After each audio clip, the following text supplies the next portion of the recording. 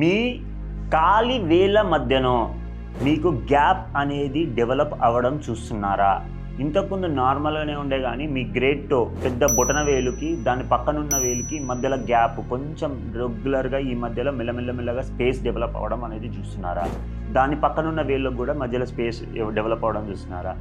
ఏ కండిషన్లో ఇలా అవుతుంది? కాలి వేళ్ళ మధ్యలో స్పేస్ ఎక్కువ అవుతుంది, బ్రాడ్ అవుతుంది, ఇట్లా గ్యాప్ డెవలప్ అవుతుంది అంటే గుర్తుపెట్టుకోండి, మీరు మెటబాలిక్ డిజార్డర్ తోటి బాధపడుతున్నారని అర్థం.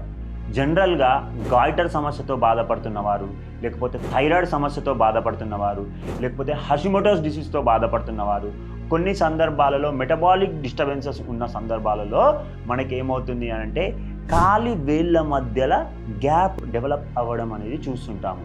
సో దీన్ని నెగ్లెక్ట్ చేయకండి, కంపల్సరీ డాక్టర్ని సంప్రదించండి.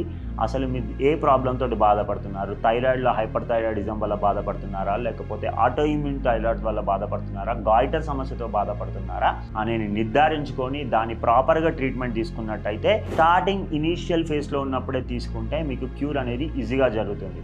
సో చాలామంది పేషెంట్స్ వచ్చేసి సార్ నాకు ఈ మధ్యలో ఇట్లా గ్యాప్ డెవలప్ అవుతుంది సార్ అని అంటారు. ఎవరికైతే ఈ విషయం తెలియదో అందరినీ ఎడ్యుకేట్ చేయండి. దీనివల్ల ఎంతో కొంతమందికి బెనిఫిట్ అవ్వడం అనేది జరుగుతుంది. So thank you.